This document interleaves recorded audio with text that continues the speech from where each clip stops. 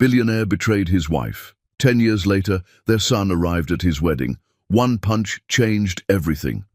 Hi, my beautiful family. Welcome back to Mr. Peter Stories, your own family channel. May the Almighty bless every woman with endless strength, unwavering grace, and a heart so pure it touches everyone around her. May her courage inspire, her kindness heal, and her love illuminate every life she touches.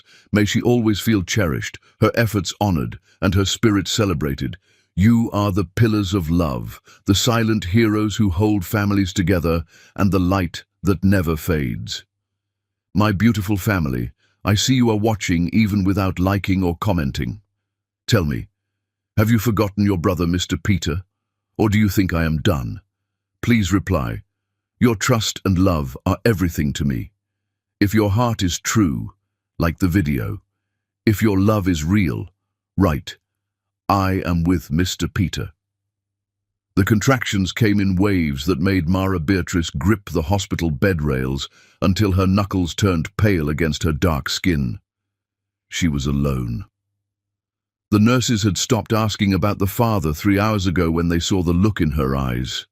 The labor room smelled like antiseptic and broken promises, and Mara focused on the clock on the wall, watching the seconds tick by as her body prepared to bring her son into a world that had already rejected him before his first breath.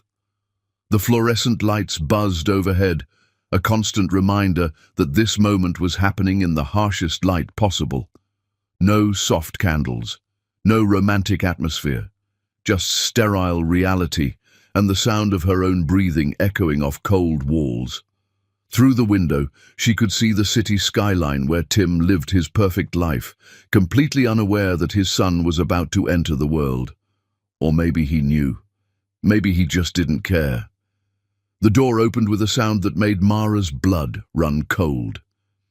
Tim Foster walked in wearing a suit that cost more than most people's cars, his mother Gwendolyn gliding behind him like a spectre in pearls and cold judgment. A lawyer followed, briefcase in hand, and Mara knew immediately this wasn't a reunion. This was an execution. This was the moment they would try to erase her and the life growing inside her. Miss Beatrice, the lawyer began, not even looking at her writhing form. His voice was clinical, detached, like he was reading a grocery list. We need you to sign some documents. Another contraction hit, stronger than the last. Mara screamed, her body arching off the bed. Pain radiated through her entire being, white-hot and consuming, but worse than the physical agony was seeing Tim's face turned deliberately away from her suffering.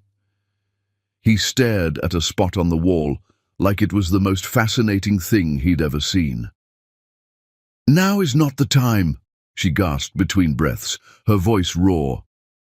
Gwendolyn stepped forward, her face a mask of elegant disgust. Her perfume was suffocating in the small room, expensive and cloying. Now is precisely the time. Before that child is born and you start making claims on my son's fortune. Before you can parade this mistake around for sympathy and money like some common gold digger. Tim stood by the window, staring out at the parking lot. He wouldn't look at her, wouldn't look at the woman whose bed he'd shared for 2 years, who carried his child, who he'd whispered promises to in the dark, promises that now felt like cruel jokes told by a stranger wearing his face. The lawyer placed papers on the tray table beside Mara's bed with a crisp snap. This document acknowledges that the child is yours alone. Timothy Foster has no legal obligation, financial or otherwise. You agree never to contact the Foster family or make any claims of paternity. This is a legally binding agreement. Get out! Mara whispered, her voice trembling with rage and pain. Sign it, and we'll leave, Gwendolyn said, her tone suggesting this was a generous offer. She pulled out a thick envelope from her purse and dropped it on the bed like it was contaminated. There's $10,000. More than generous for a mistake. More than a girl like you would see in a year of honest work. The word hit Mara like a physical blow. Mistake. Another contraction came, stronger this time, tearing through her. The baby was coming soon. Her son was coming into a world where his own father called him a mistake, where his grandmother looked at him as a problem to be solved with money and legal documents and cold dismissal. I said, get out! Mara's voice filled the room, raw and powerful despite her pain, despite her vulnerability, despite everything. A nurse poked her head in, alarmed, but Gwendolen waved her away with an imperious hand. "Tim," Gwendolen turned to her son, her voice sharp. Tell her what we discussed." Finally, Tim turned from the window. His eyes were red-rimmed, but his voice was steady, too steady, rehearsed, like he'd practiced this moment in front of a mirror until he could deliver it without feeling. "Sign the papers, Mara. This is better for everyone." "Better for you, you mean," Mara said. Tears streamed down her face, mixing with sweat. Her hospital gown was soaked through, clinging to her skin. "You're really going to do this? While I'm in labor with your child? While your son is trying to enter this world? This is the man you are?" "It's not my child if you sign those papers," Tim said quietly, and the lawyer nodded as if this logic made perfect sense, as if a signature could erase biology and love and 2 years of whispered dreams. Gwendolen smiled, a cold thing that never reached her eyes. "My son has a future, a destiny. You were a phase, an unfortunate lapse in judgment that we're willing to pay you to forget. Take the money, Miss Beatrice. It's the best offer you'll ever get." Mara grabbed the papers with shaking hands and tore them in half. Then in half again. The sound of ripping paper felt like freedom. She took the envelope of money and threw it at them with all the strength she had left, bills scattering across the sterile floor like confetti at the world's saddest celebration. "You want me to erase your son?" Mara's voice was deadly calm now, even as another contraction built like a tsunami. "I'll raise him myself, and one day, Tim Foster, one day he's going to find you, and when he does, I hope you remember this moment. I hope you remember the day you chose your mother's money over your own blood. I hope it haunts you every single day for the rest of your miserable life." The lawyer scrambled to pick up the torn papers, his professional composure cracking. Gwendolen's face twisted in fury, the elegant mask slipping to reveal something ugly underneath. "You'll regret this. I'll make sure you never work in this city. I'll make sure every door closes in your face. You and that bastard will have nothing, nothing." "We already have nothing," Mara said, her voice cutting through the room like a blade. "The difference is, we'll survive it with our dignity intact. Will you? Can you look at yourself in the mirror, knowing what you've done here today?" Tim opened his mouth, but no words came. He looked like he wanted to say something, anything, but his mother's hand on his arm silenced whatever courage he might have found in that moment. Gwendolen grabbed his arm and pulled him toward the door with surprising strength. "Let's go, Timothy. We've wasted enough time on this trash. She'll come crawling back when reality hits." "I'll never come back," Mara said. "Not for your money, not for your name, not for anything." They left. The lawyer, the mother, the father of her child. The door closed with a finality that felt like a coffin lid slamming shut on everything Mara had hoped for. She was alone again, but this time the loneliness felt different, sharper, more permanent, like a door had closed that would never open again, no matter how hard she might push against it in moments of weakness. The next contraction came, and the nurses rushed in, their faces a mixture of sympathy and professional concern. Time blurred into a haze of pain and pushing and primal screaming that came from somewhere deep in her soul. And then, in the grey light of dawn, her son entered the world with a cry that sounded like a battle roar, like a warrior announcing his arrival. "It's a boy," the nurse said, placing the tiny, perfect creature on Mara's chest. A beautiful, healthy boy. He had Tim's nose, Tim's chin, Tim's long fingers that would probably play piano or throw a ball with the same natural grace. But when he opened his eyes and looked at his mother for the first time, Mara saw a strength there that Tim Foster would never possess. She saw determination. She saw survival. "Tiger," she whispered, kissing his forehead, tasting salt and blood and new beginnings. "Your name is Tiger. Because you're going to be fierce, you're going to be strong, and you're going to roar so loud that everyone who ever doubted us will hear it and know they were wrong." In the corner of the room, forgotten on the floor, $10,000 lay scattered like trash, like the promise of what should have been, like everything Tim Foster would never be. Mara held her son and made a promise that echoed in the empty room. They would never need Tim Foster's money, they would never need his name, but one day he would need them. One day he would beg to know this child, and when that day came, it would be Tiger's choice to make, not Tim's, never Tim's again. He had given up that right the moment he walked out this door. The morning sun rose over the city, painting the hospital room in shades of gold and pink, and in that space that smelled like blood and new beginnings, a warrior was born. The world didn't know it yet, but it would. One day, the world would know Tiger Beatrice's name, and Tim Foster would weep for what he'd thrown away. Chapter 2. The Shelter. The women's shelter on Morrison Street didn't have a sign outside because the kind of women who needed it didn't need advertising. Mara Beatrice sat on the narrow cot with Tiger sleeping in her arms, listening to someone's daughter cry through the thin walls. She'd been here for 3 weeks now, ever since the hospital discharged her with nowhere to go. Her apartment was gone. Her job at the department store was gone. Her family had made it clear she was gone from their lives too. "You embarrassed us," her mother had said over the phone, voice cold as winter. "Chasing after some rich white man like you was special, like you were different from every other fool girl who thought she could trap a billionaire with a baby." "I didn't trap anyone," Mara had replied, her voice breaking despite her best efforts to stay strong. "I loved him." "Then you're a bigger fool than I thought." The line went dead. Mara hadn't called back. Pride and heartbreak formed a knot in her throat that wouldn't dissolve. Now she sat in a room she shared with 3 other women, all with their own stories of men who promised forever and delivered nothing. Yolanda, who'd been here the longest, had given Mara tips on which churches gave out diapers and which food banks didn't ask questions.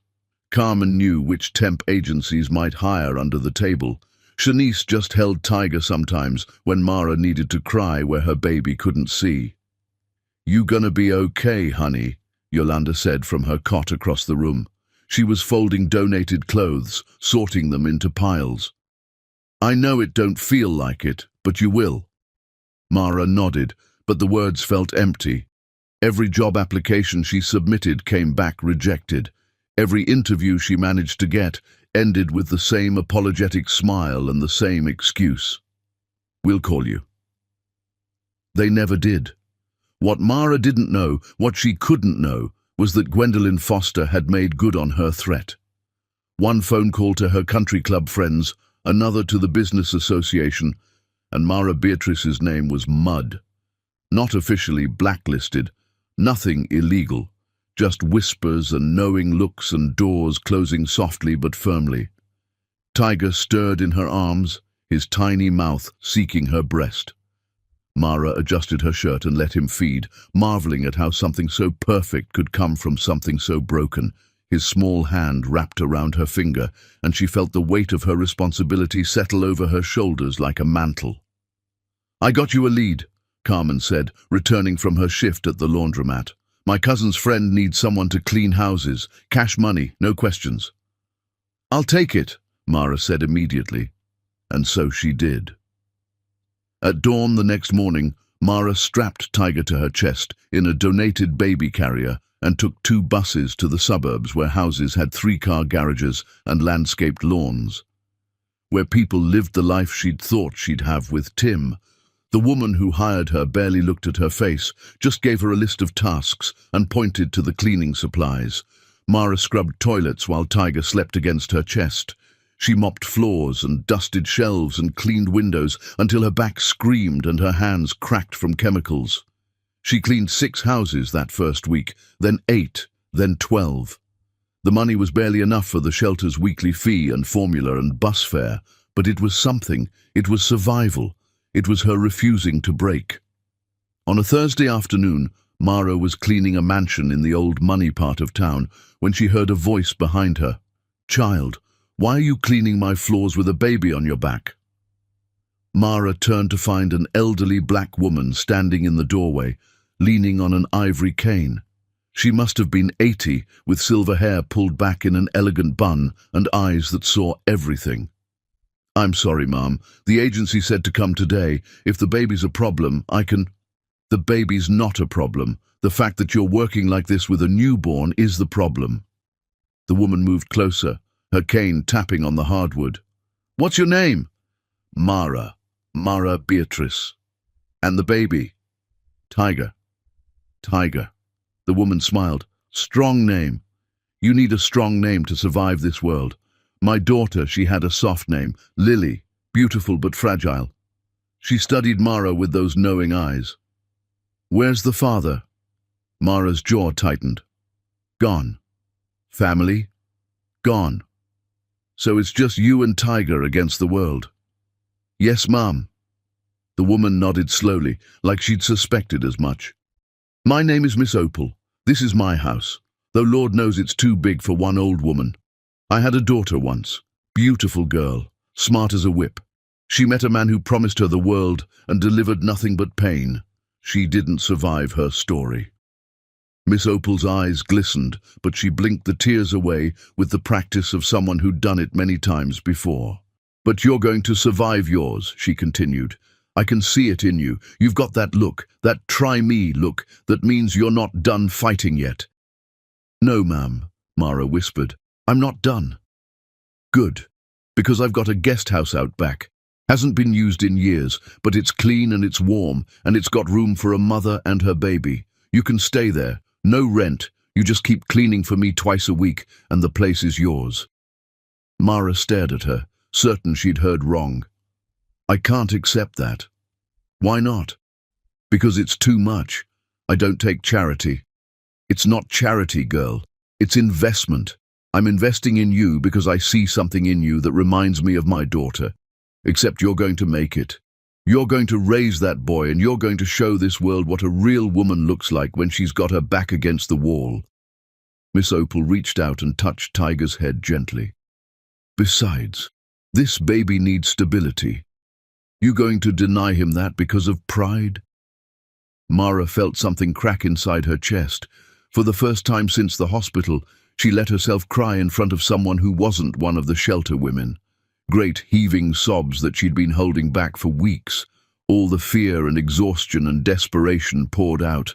Miss Opal held her, one hand on her back, murmuring the kind of comfort only a mother knows how to give. "Thank you," Mara finally managed. "Thank you." "Don't thank me yet. Thank me when you're standing on your own 2 feet, raising that boy to be the kind of man his father should have been." That afternoon, Mara packed her few belongings from the shelter. Yolanda, Carmen and Shanice helped her carry everything to the bus stop. "You gonna forget about us now?" Shanice joked, but her eyes were serious. "Never," Mara promised. "We're family now, the kind you choose." They hugged goodbye, and Mara took Tiger to their new home. The guest house was small but perfect. 1 bedroom, a tiny kitchen, a bathroom with hot water that felt like luxury. To Mara, it felt like a palace. That night she lay in a real bed for the first time in months, Tiger sleeping in a donated crib beside her. Through the window, she could see the lights of the city where Tim Foster lived in his mansion, probably not thinking about her at all. "He doesn't know what he lost," Mara whispered to her sleeping son. "But one day, Tiger, one day he's going to see what we became without him, and it's going to destroy him." Tiger made a small sound in his sleep, like he agreed. Outside, the world continued spinning, indifferent to one woman's pain and one baby's future. But in that small guest house, something was growing, something fierce and unbreakable. Survival looked like a black woman holding her son and refusing to quit, like finding angels in unexpected places, like turning charity into investment and investment into purpose. Chapter 3. The ghost father Tiger was 4 years old when he started asking about the man in his drawings. Mara would find papers scattered around the guest house, crude stick figures made with crayons Miss Opal had bought from the dollar store. There was always a tall figure standing apart from the others. Sometimes the figure had X's for eyes, sometimes it had no face at all, sometimes It was crossed out entirely. "Who's that?" Mara asked one evening, pointing to the tall figure while they ate dinner at the small kitchen table. Tiger looked down at his mac and cheese, pushing the noodles around with his fork. "The ghost." "What ghost, baby?" "The daddy ghost. The one that left." Mara's fork stopped halfway to her mouth. She'd tried so hard to shelter him from the truth, but children always know. They sense the absence like animals sense storms coming. "Tiger, the kids at daycare have daddies. Why don't I?" Miss Opal, who'd been sitting in her usual chair by the window, looked over at them. She'd been coming to the guest house more often lately, preferring their company to the empty main house. She gave Mara a look that said, "Tell him something true." Mara set down her fork and pulled Tiger onto her lap. "You had a daddy, but he made a choice. He chose other things instead of us." "What things?" "Money." His mother, being comfortable instead of being brave. Tiger was quiet for a long moment, processing this with the seriousness only a 4-year-old can muster. "Is he dead?" "No, baby." "Then why can't we see him?" "Because he doesn't deserve you," Mara thought. "Because he walked away when you were being born. Because he's a coward who chose his inheritance over his own flesh and blood." But what she said was, "Because he chose not to be in our lives, and we're going to be just fine without him." Tiger nodded against her chest, but Mara could feel the question wasn't fully answered. It was a wound that would keep bleeding, she knew. The ghost father who was alive somewhere in the world, but might as well be dead for all the presence he had in Tiger's life. That weekend, Mara saw the newspaper on Miss Opal's kitchen table. The society section. Tim Foster's engagement announcement to Kendra Paulson, some socialite with perfect teeth and a dead husband's fortune. The wedding would be at the Botanical Gardens. 500 guests. The announcement called it the wedding of the season. Mara stared at Tim's photo for a long time. He looked older, tired around the eyes, but still handsome in that way rich men always manage to be, and he was smiling at his new fiancée like she was the only woman who'd ever mattered. "You okay, honey?" Miss Opal asked. "Fine," Mara lied. But she wasn't fine. Something in her chest was burning, a rage she'd kept tamped down for years, suddenly flaring to life. He got to move on. He got to have a wedding and a future and a life where Tiger was just a mistake he'd avoided. "I want to take Tiger somewhere this weekend," Mara said suddenly. "Where?" "Just a park, the one near downtown." Miss Opal looked at her carefully. "Mara." "I need him to see," Mara said quietly. "I need him to see the ghost so he stops haunting us." That Saturday, Mara dressed Tiger in his best clothes and took 2 buses downtown. They walked through neighborhoods that got progressively wealthier until they reached the park across from Tim Foster's mansion. It was one of those private parks with wrought iron fences and security guards, but the public sidewalk offered a clear view. Tim was in his front yard. Mara recognized him immediately, even from a distance. He was playing catch with a little girl, maybe 6 years old. Kendra's daughter from her previous marriage. The girl laughed every time Tim caught the ball, and he was smiling that easy smile of someone whose biggest problem was whether to have the chef make salmon or steak for dinner. "Is that him?" Tiger asked, his small hand tight in Mara's. "Yes, baby." They stood there for 10 minutes, just watching. Tiger was silent, taking in every detail with those eyes that were so much like Tim's. Mara watched her son watching his father, and something broke inside her that had been holding steady for 4 years. Tim looked up. For just a second, his eyes met Mara's across the distance. She saw the recognition flash across his face, saw him freeze with the ball still in his hands. The little girl called to him, but Tim was staring at Mara and the small boy beside her. Tiger lifted his hand in a small wave. Tim didn't wave back. He turned away, said something to the girl, and walked into his house. The door closed with a finality that felt intentional. The ghost disappeared. "Why didn't he wave back?" Tiger asked, his voice so small it broke Mara's heart. Mara knelt down so she was eye level with her son. Because some people are so scared of their own mistakes that they can't even look at them. You are not a mistake, Tiger. You hear me? You are the best thing that ever happened in my life. His loss is my gain. But he's my daddy. No, baby. A daddy is someone who shows up, someone who fights for you, someone who loves you no matter what. That man, he's just biology. He doesn't get the title of daddy. Tiger's eyes filled with tears, and Mara held him right there on the sidewalk, while people walked past with their perfect families and their perfect lives. She held him and promised him that they would be okay. That they would be more than okay.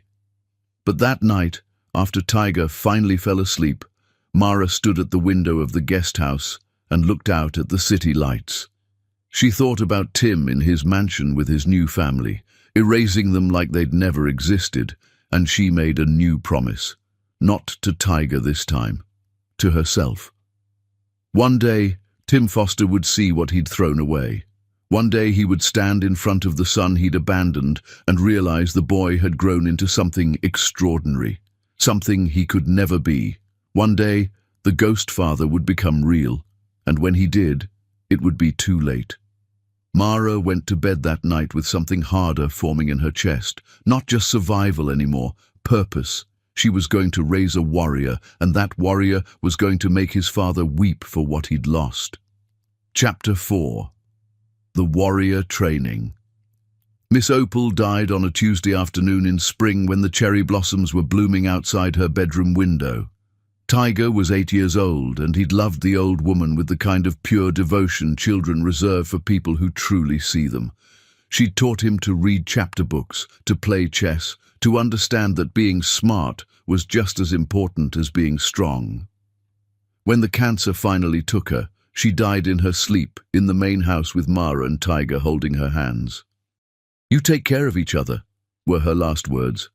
"And Tiger, baby, you grow up to be the kind of man who makes women feel safe. Not the kind who makes them need shelters." The will reading was quick. Miss Opal had no living relatives, and she'd made her wishes clear. The entire property went to Mara Beatrice, along with a small savings account that held $20,000. The lawyer explained that Miss Opal had been planning this for years, updating her will regularly to ensure everything was in order. "She wanted you to have security," the lawyer said. "She saw something in you." Mara cried for 3 days straight, not just for the loss, but for the gift. After years of doors closing, one woman had opened every door she had. The main house was too big for just the two of them, so Mara rented it out to a nice family and kept the guest house for her and Tiger. The rental income plus her cleaning jobs meant they were finally stable, not rich, not comfortable, but surviving in a way that didn't require 3 buses and skipped meals. Tiger struggled with Miss Opal's death. He got into fights at school, pushing boys twice his size. The principal called Mara in for the 3rd time in 2 months. "Mrs. Beatrice." "Miss," Mara corrected. "Miss Beatrice, Tiger is a bright boy, one of our best students academically. But he's angry. He needs an outlet before this anger becomes something darker." Mara knew the principal was right. Tiger's rage was growing, feeding on the ghost father and the grandmother who'd loved them, and the unfairness of a world that took good people and let cowards thrive. That's when she met Raphael. He owned a boxing gym 3 blocks from their house, the kind of place with cracked leather punching bags and the smell of sweat and determination. Mara walked in one afternoon after another call from the principal. "You train kids?" she asked the man at the front desk. He was maybe 50, with salt and pepper hair, and the build of someone who'd done hard physical labor his whole life. "I'm Raphael, and yeah, I train anyone who's willing to work. Why?" "My son is 8. He's angry. He needs to learn to channel it." Raphael studied her for a long moment. "Bring him in tomorrow. We'll see what he's got." Tiger showed up the next day in shorts and a t-shirt, small and skinny, and burning with something that made the other kids in the gym stop and stare. Raphael put him in front of a heavy bag and showed him how to throw a basic jab. Hit it like you mean it, Raphael said. Tiger hit the bag once, twice, and then he kept hitting it, tears streaming down his face, all the grief and anger pouring out through his fists. He hit that bag until his knuckles bled and his arms shook, and Raphael finally had to pull him away. "Okay, kid," Raphael said quietly, kneeling down. "Okay, I see you." Raphael told Mara that Tiger could train for free if she'd help with the gym's books. He'd seen her organizing receipts while she waited, noticed her quick math and careful notes. "You're better with numbers than I am," Raphael admitted, "and that boy needs this place. I can see it. He's carrying something too heavy for a kid his age." So Tiger began training every afternoon after school. Raphael worked him hard but fair, teaching him that rage without discipline was just chaos, teaching him that strength without control was just violence, teaching him that being a warrior meant protecting, not destroying. One evening, a few months into training, Tiger came home with a split lip and a black eye. Mara panicked until Tiger grinned through the blood. "I won," he said. "The kid who's been bullying the smaller kids. I stood up to him. Raphael said I did good." Mara wanted to be angry about the fighting, but she saw something in her son's eyes she hadn't seen since Miss Opal died. Purpose, pride, direction. Raphael pulled her aside the next day. "That boy of yours is special. He's got natural talent, but more than that, he's got heart. I've trained a lot of kids. Some have skill, some have strength. Tiger has something else. He fights like he's got something to prove to the world." "He does," Mara said quietly. "The father?" Mara nodded. Raphael was quiet for a moment. "Then I'll train him to be everything that man isn't. Strong, loyal, brave. You just keep loving him the way you do, and we'll raise a hell of a young man." That night, Mara sat with Tiger as he did his homework at the kitchen table. His hands were wrapped in tape from training, his knuckles bruised but healing. "Tiger," she said, "I need to tell you the full truth about your father." Tiger looked up from his math problems, his pencil frozen mid-equation. Mara told him everything: the hospital, the papers, the money thrown on the floor, the blacklist, the ghost father who chose comfort over courage. She told him without crying, without rage, just cold facts that deserved to be known. When she finished, Tiger was quiet for a long time. Outside, the neighborhood kids played in the street, their laughter drifting through the open window. "He doesn't deserve to be called my father," Tiger finally said. "No, baby, he doesn't. But I'm still his son. Biologically, yes. And one day, I'm going to meet him.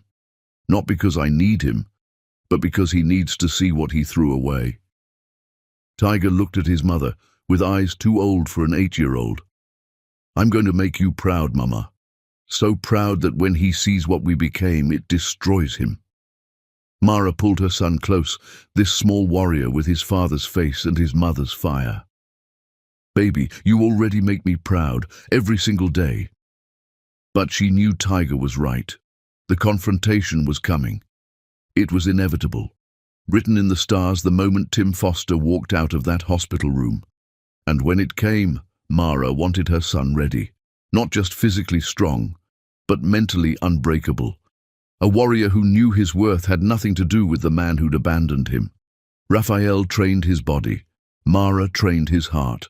And Tiger trained himself to be everything his father wasn't. The ghost was going to become real someday. And when he did, he was going to face a reckoning that would shake him to his foundation. Chapter 5. Tim's Empty Life. Tim Foster stood in his dead mother's bedroom and felt absolutely nothing. Gwendolyn had died 3 weeks ago, cancer eating through her with the same relentless efficiency she'd applied to controlling his life.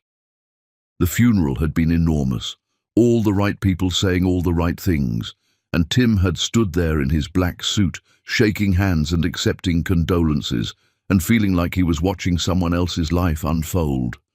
Now he was alone in her room, sorting through her things because the estate lawyer said he needed to, her jewelry, her clothes, her collection of first-edition books she'd never actually read. All of it felt meaningless. He opened her desk drawer and found a file folder marked Mistakes. Inside was everything about Mara Beatrice. Hospital records from the day Tiger was born. Private investigator reports tracking her movements over the years. Photos of a small boy growing up in a guest house across town. Recent pictures showed the boy in boxing gloves, maybe 7 or 8 years old, already showing Tim's bone structure in miniature. There were notes in his mother's handwriting. Confirmed blacklist holding. MB still unable to secure professional employment. Subject cleaning houses for cash. Another note, dated years later. Child enrolled in public school. Mother working 3 jobs. No contact attempted with TF. Tim sat down hard on his mother's bed, the file trembling in his hands. His breath came in short gasps as he realized the full extent of what had been done. She'd been tracking them. All these years, his mother had been watching Mara and Tiger like they were a problem she needed to contain, making sure they stayed poor, stayed struggling, stayed away. "Did I do right by you?" Those had been Gwendolyn's last words, asked in a morphine haze 2 days before she died. Tim had assumed she meant his business success, his social standing, his life. Now he understood. She was asking if destroying Mara and abandoning his son had been the right choice. If the blacklist and the cruelty and the years of enforced poverty had been worth preserving the foster family name. Tim had held her hand and said, "Yes, Mother. You did right by me." He'd lied to make a dying woman feel better. But the lie was choking him now, filling his lungs with poison. The phone rang. His ex-wife Kendra, probably calling about some detail of their divorce settlement. They'd lasted 3 years before she realized Tim was fundamentally broken in ways her money couldn't fix. She'd taken half his fortune and her daughter and left him in the mansion that felt more like a mausoleum every day. He let it go to voicemail. Tim pulled out one of the photos of Tiger. The boy was at the park, playing on a swing set, captured in mid-laugh. He looked happy despite everything, despite having no father, despite being poor, despite all of it. He looked like Tim at that age, the same crooked smile, the same way of tilting his head when something amused him, the same dimple in his left cheek, the same everything. "I have a son," Tim said out loud to the empty room. It was the first time he'd said it in 8 years. The words felt strange in his mouth, like a foreign language he'd never learned to speak properly. Tim started drinking that night, and the next night, and the night after that. His therapist, Dr. Shaw, had been suggesting for months that Tim had unresolved issues. Tim had been dodging the conversation because he knew exactly what issues were unresolved. The pregnant woman he'd abandoned in a hospital, the son he'd never met, the choice that had been eating him alive for years. "Tell me about the child," Dr. Shaw said during their next session. "No." "Tim, you can't move forward if—" I said no. Tim stood up, preparing to leave. "You're running," Dr. Shaw said calmly, "just like you ran from that hospital room, just like you run from every real feeling you've ever had. How's that working for you?" Tim sat back down, and for the first time in 8 years, he started talking. He told Dr. Shaw everything. The pressure from his mother, the fear of being cut off from the family fortune, the way Mara had looked at him in that hospital room like she was seeing straight through to his cowardice, the money on the floor, the torn papers, the baby he'd never held. "I dream about that day," Tim admitted. "I dream that I stayed, that I told my mother to go to hell, that I held my son when he was born, and then I wake up and remember I didn't do any of that. I walked away. I chose money over everything that mattered." "You were under tremendous pressure from your mother," Dr. Shaw said. "That's not an excuse. Other men would have fought. I didn't. I was weak. I am weak." "What would you do differently if you could go back?" Tim laughed bitterly. "Everything. I'd do everything differently. I'd marry Mara. I'd hold my son. I'd tell my mother that her money meant nothing compared to them." But he couldn't go back. Time only moved in one direction, and he'd spent 8 years moving further away from the man he should have been. That night, Tim drove to the neighborhood where Mara lived. He'd memorized the address from his mother's file. He sat in his car across the street from the guest house, watching lights move behind the curtains. He saw shadows, a woman and a small figure, his family, the one he'd thrown away. He sat there for an hour before driving home. He did it again the next week, and the week after that, never getting out of the car, never approaching, just watching from a distance like a ghost haunting his own life. One evening, he saw Mara walk out of the house with Tiger. The boy was bigger now, maybe 8 years old, wearing shorts and a t-shirt with a boxing gym logo. Mara held his hand as they walked down the street, talking about something that made Tiger laugh. They looked happy, complete, whole. Tim realized with a sick feeling in his stomach that they didn't need him. They'd built a life without him, and it was working. He was the only one drowning. His phone buzzed, a text from his publicist about his upcoming engagement announcement. Senator Ashford's daughter Blair had agreed to marry him after 6 months of careful courtship.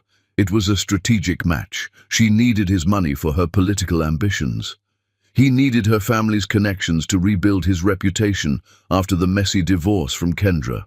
There was no love, just mutual convenience, just two people using each other for advancement. Tim looked at the text, then at the house where his real family lived, and felt the full weight of his choices crushing down on him. He was going to marry Blair. He was going to smile for the cameras and play the part of the reformed billionaire. He was going to pretend his life was full. But late at night, in the dark hours when he couldn't sleep, he would know the truth. He had a son he'd never held, a woman he'd destroyed out of cowardice, and a hole in his chest that no amount of money or strategic marriages could ever fill. Tim drove home and poured himself another drink, then another. In his mother's bedroom, the file marked "Mistakes" sat on her desk, full of photos of the life he should have had. And in a small guest house across town, a boy named Tiger fell asleep dreaming of becoming strong enough to punch the ghost father who haunted his drawings. Neither of them knew how soon that dream would become reality. Chapter 6. Tiger's Discovery. Tiger found out who his father really was on a Tuesday afternoon when he was 14 years old. He'd been using the computer at the library to finish a school project about family history. The assignment was simple. Research your family name and find out where your people came from. Most kids were excited about it, tracing lineages back to different countries. Tiger had been dreading it because his family history had exactly one side, his mother's. But curiosity got the better of him. He typed Timothy Foster into the search engine just to see, just to put a real face to the ghost who'd haunted him for 14 years. The results loaded, and Tiger's world tilted on its axis. Timothy Foster, CEO of Foster Tech, net worth $800 million, bachelor, engaged to Blair Ashford, daughter of Senator Richard Ashford. Photos of galas and boardrooms and magazine covers. Articles about his business acumen, his charitable foundations, his perfect life. Tiger scrolled through image after image, his hands shaking. In every photo he saw his own face looking back at him. The same eyes, the same jawline, the same crooked smile when something amused him. There was a photo from years ago. Tim Foster, with his mother Gwendolyn at some society event. The caption mentioned her passing 2 years prior. Another photo showed Tim at his first wedding to someone named Kendra Paulson, both of them looking happy and wealthy and completely untouchable. Not once was there any mention of Mara Beatrice. Not once was there any mention of a son. Tiger had been erased. Carefully edited out of Tim Foster's perfect public life like a mistake that never happened. He printed out the photos on the library printer, spending his last few dollars to have proof. Then he walked home in a daze, the papers clutched in his hands like evidence at a crime scene. Mara was in the kitchen making dinner when Tiger burst through the door. "Why didn't you tell me?" His voice cracked with emotion. 14 years of questions finally demanding answers. Mara turned from the stove, saw the papers in his hands, and her face went very still. "Tell you what, baby? That my father is Tim Foster. The Tim Foster. The billionaire. We've been living like this while he's worth $800 million. Tiger. No! Tiger threw the papers on the table. You let me think he was just some guy, some nobody. But he's not. He's rich. He's famous. He could have helped us all these years, and you never even told me who he was. Mara turned off the stove and sat down at the table, her movements careful and deliberate. Sit down. I don't want to sit down. Sit. Down. Her voice held that tone that meant business, and Tiger sat, his chest heaving with emotion. Mara picked up one of the printed photos, Tim Foster in a tuxedo at some gala. She stared at it for a long moment before looking at her son. You want to know why I didn't tell you he was rich? Because money doesn't make a father, Tiger. Character does. That man has neither. But we struggled. We barely made it. And he had all that money? Yes, he had money. And you know what else he had? A choice. Every single day for 14 years he chose not to be in your life, not because he was poor, not because he couldn't find us, but because he was a coward who valued his comfort more than his son. Tiger's eyes filled with angry tears. I could have gone to private school. We could have had a real house. You wouldn't have had to work 3 jobs. And I would have done it all over again. Mara cut him off. Because that man's money comes with strings, Tiger. It comes with control and manipulation, and the kind of poison his mother Gwendolyn spread her whole life. She's the one who threatened to cut him off if he stayed with us. She's the one who blacklisted me so I couldn't get decent work. She's the one who called you a bastard when you were still in my womb. Tiger was silent, processing this new information that made his father even worse than he'd imagined.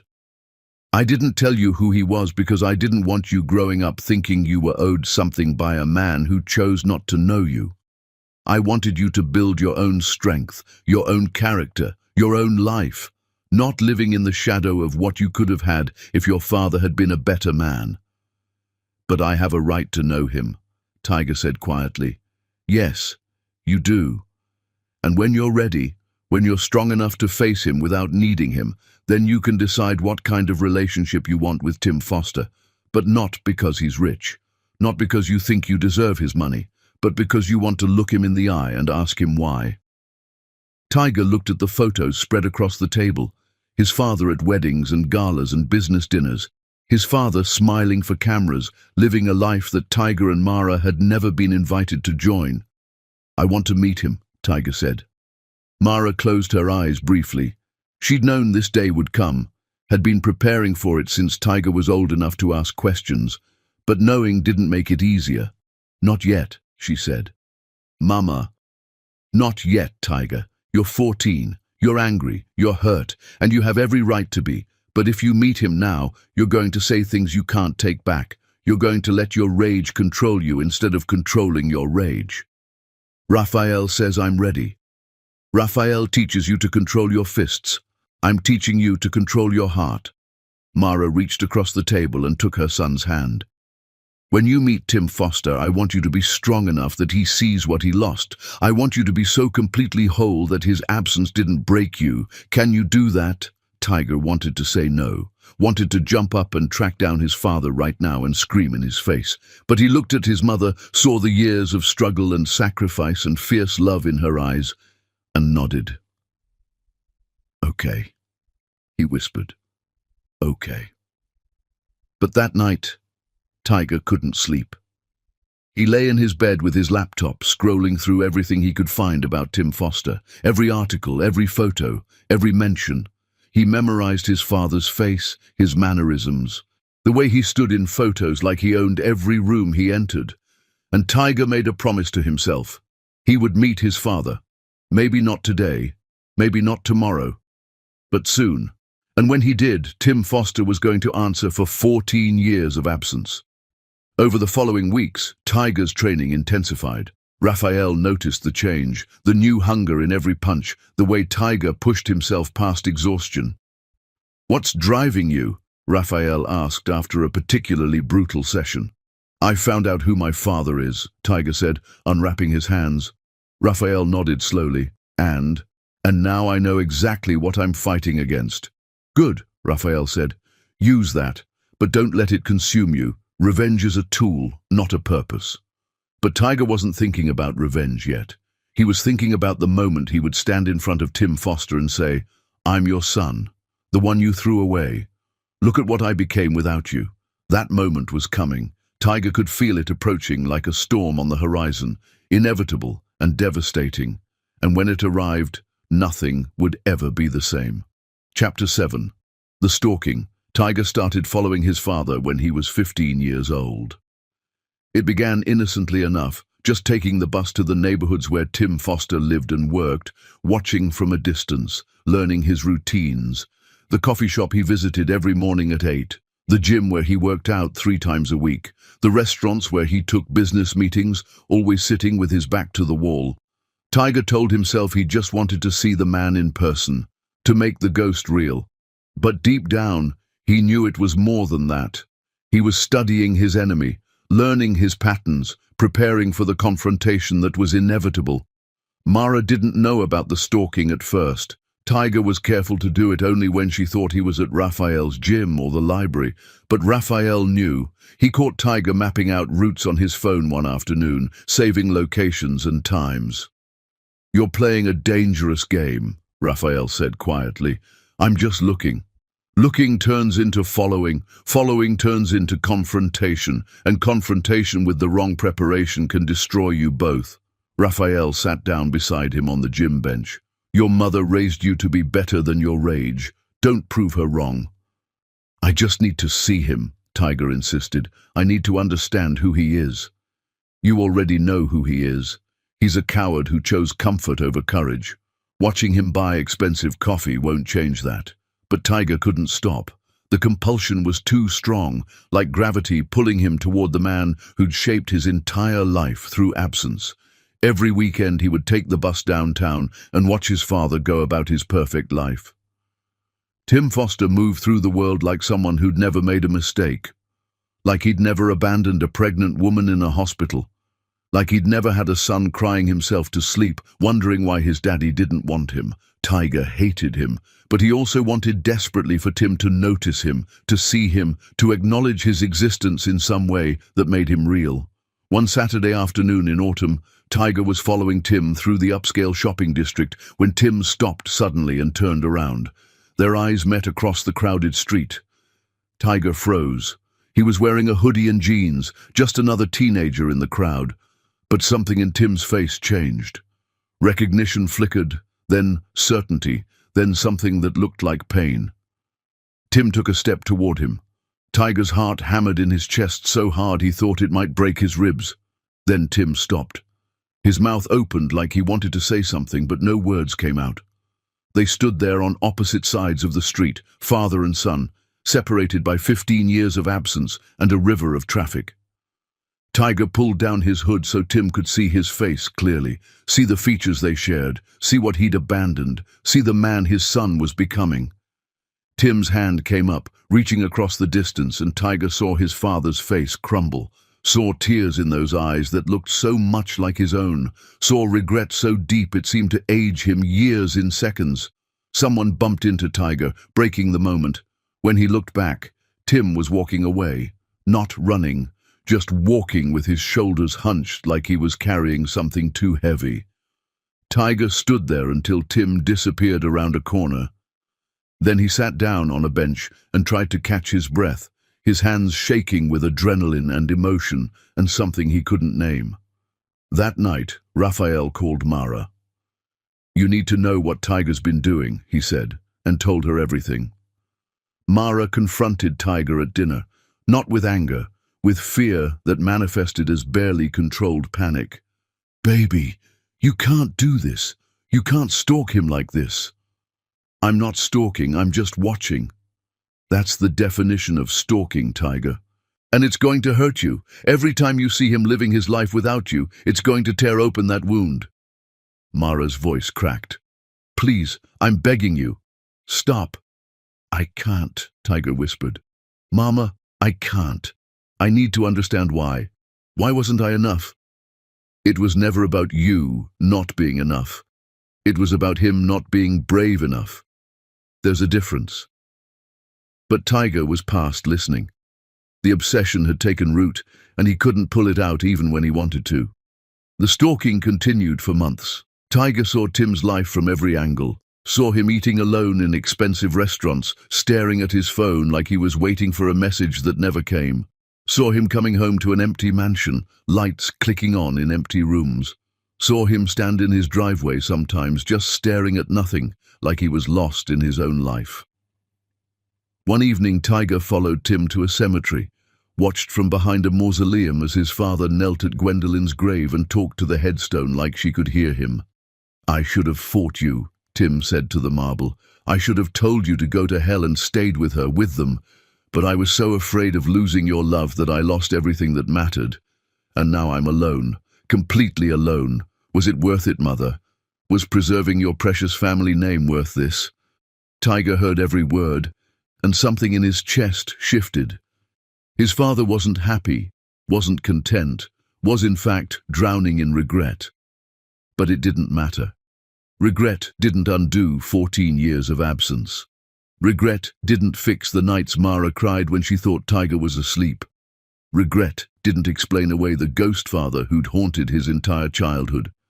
Tiger left the cemetery before Tim saw him, but he carried those words home like stones in his pockets. "Mama," he said that night, "he's miserable." Mara looked up from the book she was reading. "Good. Doesn't that make you feel better?" "No, baby, it makes me sad. Not for him, for what could have been if he'd been brave enough to choose differently." She marked her page and set the book aside.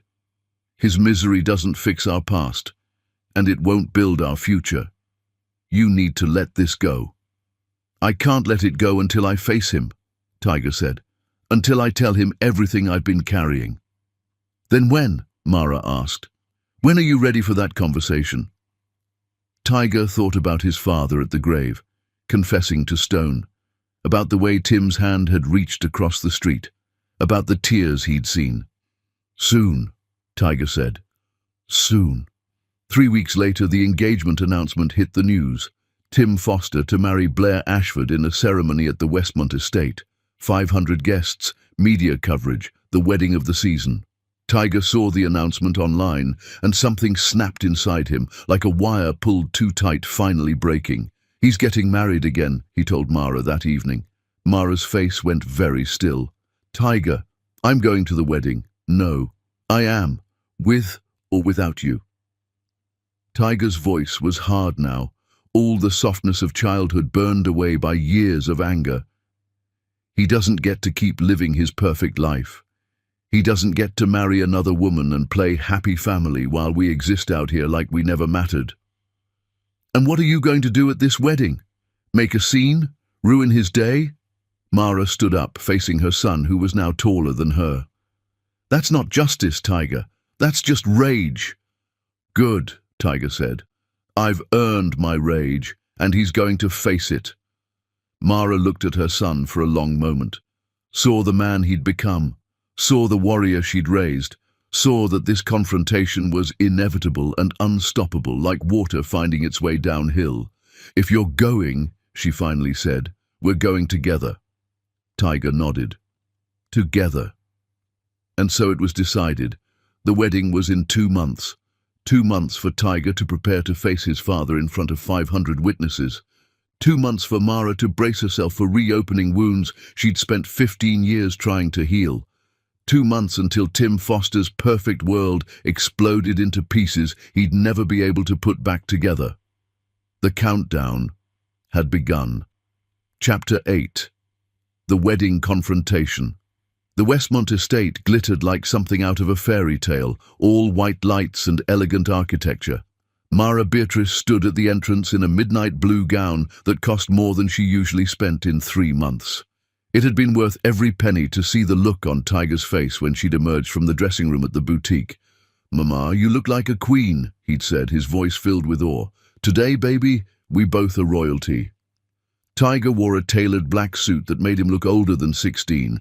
He'd grown into his height over the past year, now 6 feet tall with his father's build and his mother's fierce eyes. His knuckles were wrapped under his suit jacket, a habit from boxing that he couldn't shake even at formal events. Raphael had wrapped them himself that morning. They had no invitation, but they didn't need one. The security at the gate had looked at Mara's face, then at Tiger's face, then at the guest list, and something in his expression shifted. He waved them through without a word. Maybe he'd seen the photos online from years ago. Maybe he recognized the resemblance that was impossible to miss. Maybe he just knew drama when he saw it walking through the gates. The ceremony had already finished. Guests milled around the garden reception, champagne flowing like water, string quartet playing soft melodies that drifted on the evening breeze. Blair Foster stood near the fountain in her designer wedding gown, laughing with her bridesmaids. Tim was across the garden talking to a group of men in expensive suits, probably discussing business even on his wedding day. Mara and Tiger entered the garden together, arm in arm. The effect was immediate and devastating. Conversations stopped mid-sentence. Heads turned. A woman gasped. The string quartet faltered for a note before continuing, the violinist's bow stuttering across the strings. Everyone who'd been following the speculation online for years knew exactly who they were. The abandoned pregnant woman, the forgotten son, the scandal Tim Foster had tried to bury under money and silence and carefully constructed lies. Tim turned, alerted by the sudden silence. His champagne glass slipped from his fingers and shattered on the stone pathway, crystal exploding like tiny stars. Mara held her head high and walked further into the garden, Tiger beside her, their footsteps echoing in the shocked quiet. She remembered the last time she'd been the center of attention at one of Tim's events. In a hospital gown, in labor, being handed papers to sign away her child's father. This time she wore dignity like armor. Blair approached first, her face flushed with champagne and confusion. "Excuse me, this is a private event. Is it?" Mara's voice cut through the garden like a blade. "Because I don't recall getting my invitation. Must have been lost in the mail, along with 16 years of child support." Someone's phone camera flashed. Then another. Soon half the guests were recording, holding up their phones like this was entertainment they'd paid to see. Tim started walking toward them, his face white as his boutonniere. "Mara, Tiger, please, we should talk privately." "Privately?" Tiger's voice was loud enough for everyone to hear, projected with the confidence Raphael had taught him. "Like you talked to my mother privately in that hospital room, while she was in labor, when you shoved papers at her and threw money on her bed like she was a prostitute?" Blair's face went from confused to horrified. She looked at Tim, her wedding smile crumbling. "What is he talking about?" But Tim couldn't speak. He'd stopped 10 feet from them, frozen like prey that had just spotted a predator. Tiger walked forward until he was standing directly in front of his father. They were the same height now, the same build. Anyone with eyes could see the family resemblance, could see that this boy was Tim Foster's son. "Hello, Father," Tiger said, his voice steady despite the rage burning behind his eyes. "I'm Tiger, the son you threw away, the mistake you tried to erase, the bastard as your mother called me." "Tiger, please!" Tim's voice cracked like breaking glass. "No, you don't get to speak yet. You don't get to say please. You don't get to pretend you care now when you didn't care for 16 years. Tiger's hands were shaking, but his voice never wavered. "Do you know what it's like to grow up wondering why your father didn't want you? To watch other kids get picked up from school by their dads while yours was out here playing happy family with someone else's children?" Blair had backed away, her hands over her mouth, her bridesmaids clustering around her in shocked support. The guests pressed closer, hungry for every word of the scandal they'd probably been gossiping about for years. "My mother raised me alone," Tiger continued, his voice getting louder, years of pain transforming into words. "She worked 3 jobs. She lived in a shelter because your mother blacklisted her from every decent job in the city. She cleaned toilets with me, strapped to her back because she had no one else to watch me, while you were here, in your mansion, with your $800 million, living like we didn't exist." Tim's face was wet with tears. "I'm sorry. God, Tiger, I'm so sorry." "Sorry?" Tiger laughed, a harsh sound that didn't match his age. "You're sorry? My mother almost broke trying to feed me. We almost froze one winter because we couldn't afford heat. We survived on food bank donations and the kindness of strangers, while you donated millions to charity for the tax write-offs. And you're sorry?" "I was weak," Tim said, his voice barely a whisper. My mother, she threatened to cut me off if I stayed with your mother. She said, I don't care what she said, Tiger roared, and several guests flinched at the raw power in his voice. You chose money over your child. You chose your inheritance over your son, and now you're standing here in your $3,000 suit, marrying another woman, playing happy ever after while my mother is still paying for your cowardice. The garden was dead silent, except for the sound of the fountain and Tiger's ragged breathing. You want to know why I'm here? Tiger asked, quieter now but somehow more terrifying. Not for your money, not for your name. I'm here so that every time you look at your bride, every time you smile for a camera, every time you pretend your life is perfect, you remember this moment. You remember the son you abandoned looking you in the eyes and telling you exactly what you are. A coward. Tim reached out, trying to touch Tiger's shoulder. Please, son. Tiger moved faster than anyone expected, his training with Raphael making the punch clean, precise, devastating. His fist connected with Tim's jaw with a crack that echoed across the garden like a gunshot. Tim went down hard, blood streaming from his mouth, staining his white shirt collar. Security rushed forward, but Mara stepped in front of her son, her arms spread wide. Don't touch him. He just gave his father what he's deserved for 16 years. Tiger stood over Tim, his fists still clenched, breathing hard.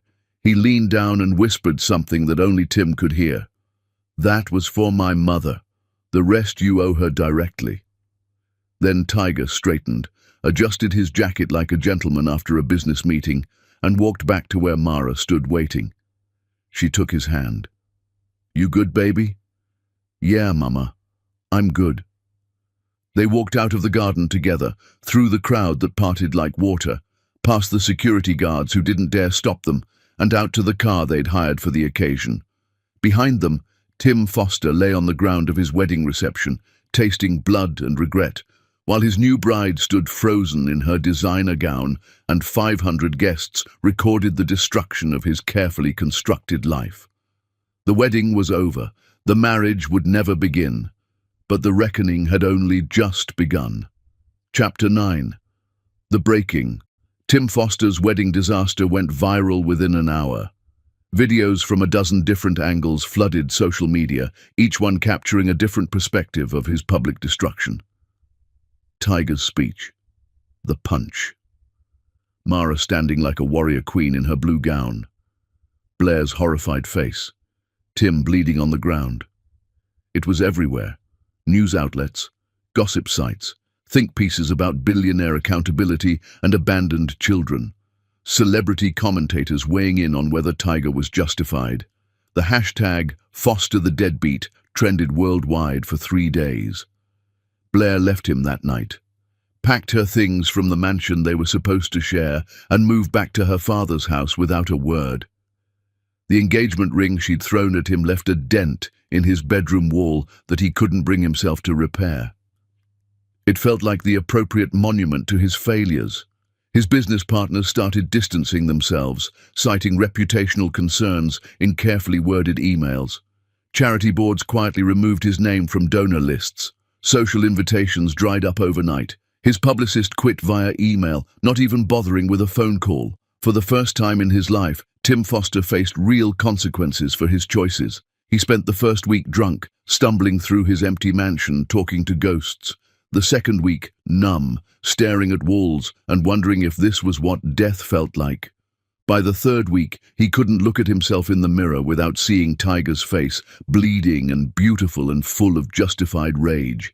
He'd lost everything that mattered, and this time there was no one to blame but himself. His mother was dead. His cowardice was his own. On a rainy Thursday afternoon, Tim drove to the address he'd memorized years ago, the house where Mara lived, the guest house that his mother's file had documented in painful detail. He knocked on the door. No answer. He knocked again. Mara, please. I know you're in there. I just want to talk. The door remained closed, solid and unyielding as his regret. Tim sat down on the porch and waited. The rain soaked through his clothes, but he didn't move. He sat there for 3 hours while the sun set, and the neighborhood kids walked home from school and looked at him with curious eyes. Some recognized him from the videos. One kid actually took a photo. Finally, the door opened. Mara stood there in jeans and a sweater, looking at him with eyes that held no pity, no anger, just cold assessment. "You need to leave." "Please," Tim said. "5 minutes, that's all I'm asking. You don't get to ask for anything." "I know." Tim struggled to his feet, his legs cramped from sitting in the rain. "I know I don't deserve 5 minutes or 5 seconds, but I'm begging you, let me try to explain." "There's nothing to explain. You made your choice 16 years ago. Everything after that is just you living with consequences." "Mara?" His voice broke on her name, like something fragile shattering. "Don't." She held up a hand. "Don't you dare cry at me like you're the victim here. You don't get my sympathy, you don't get my forgiveness, you get nothing." "I don't want your forgiveness," Tim said, water dripping from his hair. "I know I can't have it. I just want you to know that I know what I did. I know I destroyed the best thing in my life. I know I'm a coward. I know every single mistake I made, and I have to live with that every single day." "Good," Mara said coldly. "I hope it eats you alive. I hope you never sleep well again." "It does." Tim wiped his face, rain and tears mixing until he couldn't tell the difference. "Every day, every night. I see your face in that hospital room. I see my son's face at the wedding. I see what I could have had if I'd been brave enough." "But you weren't brave enough. You chose your mother's approval. You chose money. You chose your comfortable life over your family." "I did, and I've spent 16 years regretting it, 16 years knowing I'm a coward." "Your regret is meaningless to me, Tim. It doesn't undo the nights I cried myself to sleep. It doesn't undo the years I struggled. It doesn't undo the fact that my son grew up wondering why his father didn't love him enough to stay." "I did love you," Tim whispered. "No," Mara said firmly. "You loved the idea of me. But when it got hard, when it required sacrifice, you ran. That's not love. That's weakness masquerading as affection." Tim nodded, accepting the truth like a knife to the chest, feeling it sink in and knowing he deserved every inch of the blade. "Where do I go from here?" he asked, his voice small. "What do I do?" "That's not my problem to solve. You figure out how to live with what you've done. You figure out how to be a better man than you were. But you don't get to do it in my life or Tiger's life unless he decides otherwise." "Can I talk to him?" "No." "Mara, please." "No, Tim. He's 16 years old. He's been carrying this rage for his entire life, and he finally got to release some of it at your wedding. Now he needs time to process, to heal, to figure out who he is when he's not defined by your absence." "Will he ever want to know me?" "I don't know," Mara said honestly. "That's his choice to make, not mine, not yours, his, and you need to respect that." Tim sagged against the porch railing, looking like he might collapse. "I don't know how to fix this." "You can't fix it. You can only accept it." Mara's voice softened slightly, not with kindness, but with tired truth. "You want to be in Tiger's life? Then you prove you've changed. Not with words, not with money, with actions. Consistent, humble, selfless actions over time, maybe years, maybe decades, and even then, he might never forgive you, but that's the price of what you did." "I'll do anything." "Then start by respecting my boundary right now and leaving my porch." Tim nodded. He turned to go, then stopped. "For what it's worth, I'm proud of him, of what he's become despite me, because of you. Your pride means nothing to him, but if you really mean that, then prove it, from a distance, with patience, without expectation." Tim walked to his car and drove away, leaving Mara standing in the doorway watching him go, her arms crossed against the evening chill. Inside the house, Tiger sat at the kitchen table with Raphael. They'd been there the whole time, listening to every word through the open window. "You okay?" Raphael asked. Tiger nodded slowly. "Yeah, I think I am." "What are you feeling?" "Like I finally said what I needed to say. Like the ghost isn't a ghost anymore. He's just a man, a sad, broken man who made terrible choices. Does that make you feel better? A little, Tiger admitted. But mostly it just makes me sad, for what could have been, for the father I should have had. Mara came back inside and pulled Tiger into a hug. You don't have to feel sorry for him. I don't, Tiger said. I feel sorry for us.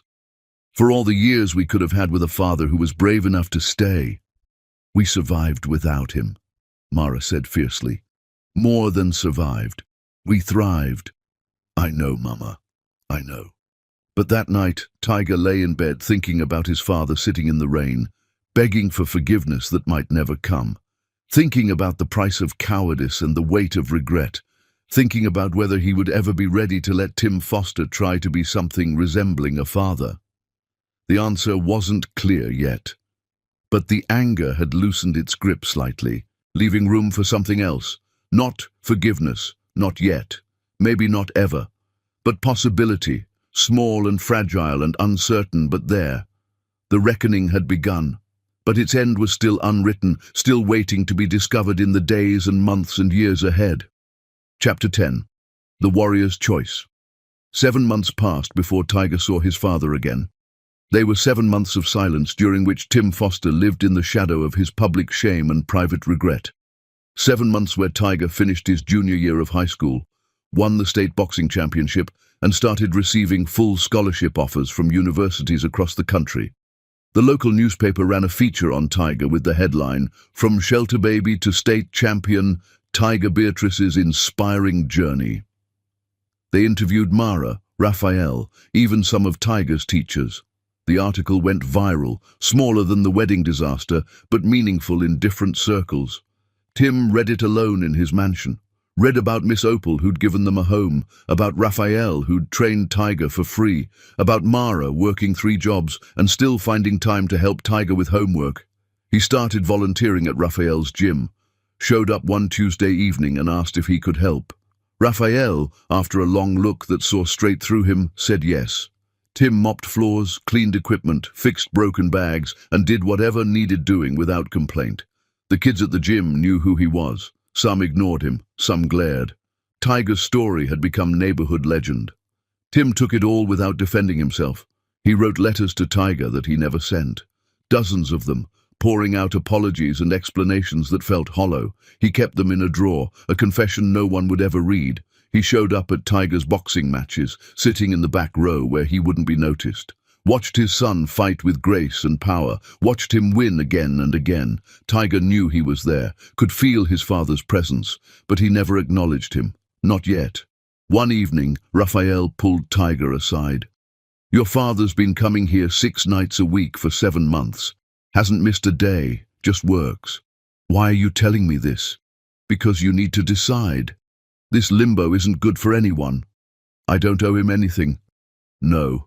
But you owe yourself peace." That Saturday, Tiger had his final match before graduation. The gym was packed. Mara sat in the front row wearing the same blue dress from the wedding. Tiger won in the 3rd round with a knockout that had the crowd on their feet. In the chaos of celebration, Tiger looked toward the back row. Tim was there, standing, tears streaming down his face. Their eyes met, held. Tiger made a decision. After the ceremony, Tiger found his father in the parking lot. Tim was leaning against his car, clearly waiting. "You've been coming to my matches," Tiger said. Tim straightened. "Yes." "And volunteering at Raphael's gym." "Yes." "Why?" "Because I'm trying to be present. Even if you never want me in your life, I wanted to show up." Tiger crossed his arms. "You think 7 months fixes 16 years? No. Nothing fixes that. I'm just trying to be better than I was." Silence for a moment. "I'm going to college in the fall," Tiger said. "Full scholarship to state." "I know. Congratulations. When I come back for Christmas break, you can take me to dinner. One dinner. You talk, I listen. After that, I decide if you get another chance." Tim's breath caught. "Thank you." "Don't," Tiger cut him off. "I'm not doing this for you. I'm doing this because my mother raised me to be better than my anger. But understand, you hurt her again, you disrespect her. You think this means you're forgiven? I will destroy you in ways that Wedding Punch was just a preview of.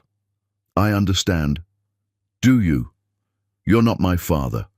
You're just Tim Foster, the man who shares my DNA. If you want to be more than that, you earn it, every single day, with no guarantee. I understand, Tim repeated. Tiger nodded. December. I'll text you the details. He started to walk away, then turned back. And Tim, don't come to my graduation. That day is for the people who actually raised me. Okay, Tim whispered.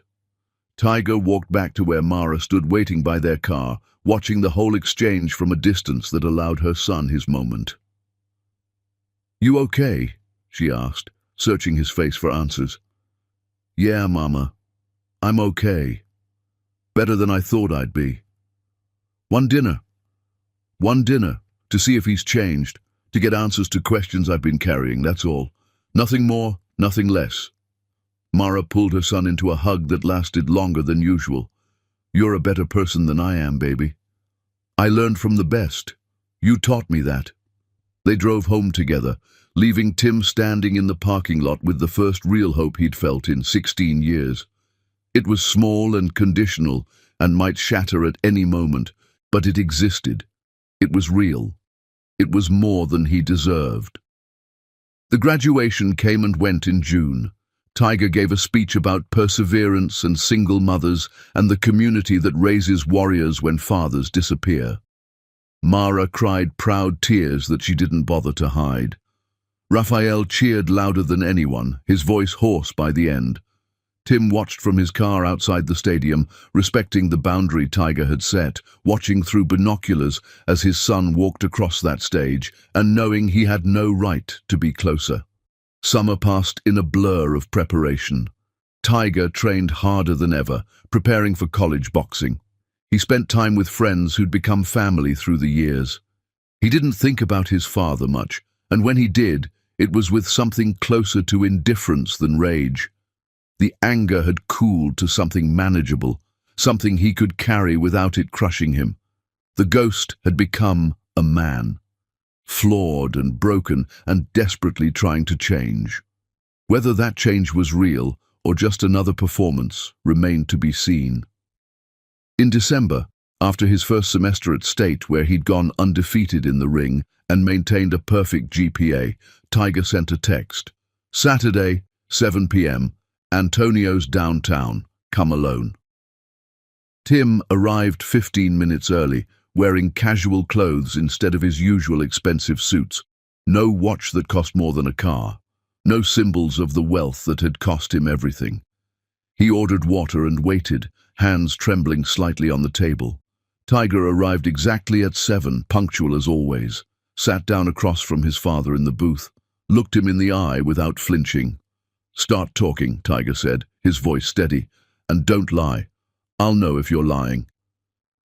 Tim took a breath and began telling the truth he should have told 16 years ago, about his mother's control that had started when he was young and never ended, about his fear of losing everything he'd known, about his cowardice in that hospital room, about every choice that led to that moment, and every day since that he'd regretted it with every fiber of his being.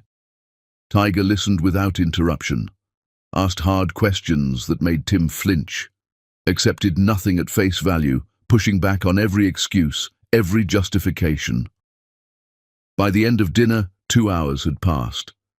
Tiger hadn't forgiven anything, but he understood more. Understanding wasn't forgiveness, but it was something. I'm not ready to call you Dad, Tiger said as they stood to leave, pulling on his jacket. Maybe I never will be. Maybe that word is reserved for Raphael, who was there. But I'm willing to see if you can be someone worth knowing, someone worth having in my life in some capacity. That's more than I deserve, Tim said, his voice thick with emotion he couldn't hide. Yeah, Tiger agreed without hesitation. It is. Way more. They parted ways with no hug, no handshake, just an acknowledgement that they'd see each other again, maybe next month, Maybe next year, on Tiger's terms, always on Tiger's terms. That was the deal, take it or leave it. Mara was waiting when Tiger got home for winter break. He told her everything about the dinner, while she made hot chocolate the way she used to when he was small. "You really okay with this?" she asked, studying her son's face in the kitchen light. "I don't know yet, but I'm okay with trying to find out. I'm okay with seeing if he can be better than he was." That night, Mara looked at her son and saw a warrior who'd learned that strength wasn't just about fighting. It was about choosing your battles wisely, about knowing when to throw a punch and when to extend a hand, even when that hand wasn't yet ready to fully open, about being strong enough to give chances without being weak enough to forget what was done. Tim Foster hadn't earned forgiveness, might never earn it. The debt was too large, the wound too deep, but he'd earned a chance to try proving he'd changed, and that was all anyone could ask for after abandoning a child for 16 years. The reckoning wasn't over. It would continue for years, maybe decades, as Tim tried to build something from the ruins of his cowardice. As Tiger decided day by day whether the man who'd abandoned him deserved any space in his life. But on that December night, in a small house where a mother had raised a king, with nothing but love and determination and a refusal to quit, there was peace of a sort. The kind of peace that comes from surviving the worst and building something beautiful anyway. The kind that says, we won. Not because he came back, but because we never needed him to come back.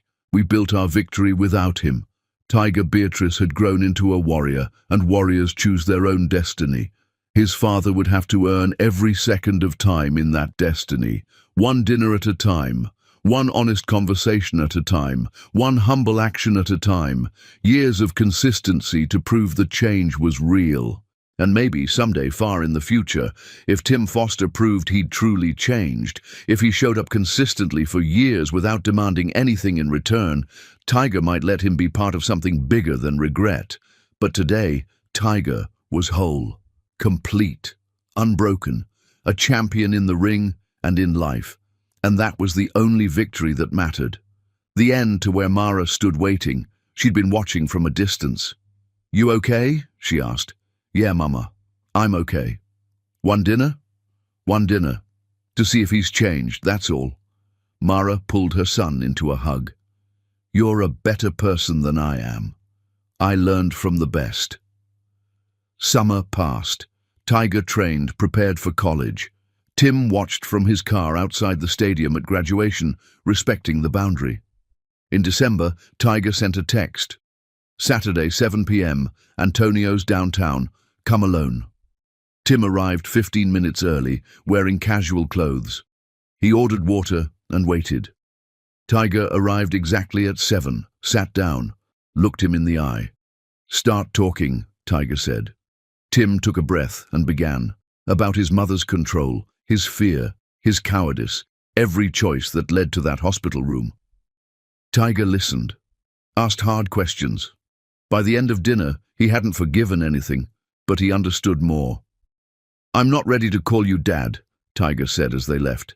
"Maybe I never will be, but I'm willing to see if you can be someone worth knowing." "That's more than I deserve," Tim said. "Yeah," Tiger agreed. "It is." They parted with no hug, no handshake, just an acknowledgement they'd see each other again. Maybe next month, on Tiger's terms, always on Tiger's terms. Mara was waiting when Tiger got home. He told her everything. "You really okay with this?" she asked. "I don't know yet, but I'm okay with trying to find out." That night, Mara looked at her son and saw a warrior who'd learned that strength wasn't just about fighting, it was about choosing battles wisely. Tim Foster hadn't earned forgiveness, might never earn it, but he'd earned a chance to try proving he'd changed. The reckoning wasn't over. It would continue for years as Tim tried to build something from the ruins of his cowardice. But on that December night, there was peace. The kind that comes from surviving the worst and building something beautiful anyway. Tiger Beatrice had grown into a warrior, and warriors choose their own destiny. His father would have to earn every second in that destiny, one dinner at a time, And maybe someday, if Tim proved he'd truly changed, Tiger might let him be part of something bigger. But today, Tiger was whole, complete, unbroken, and that was the only victory that mattered.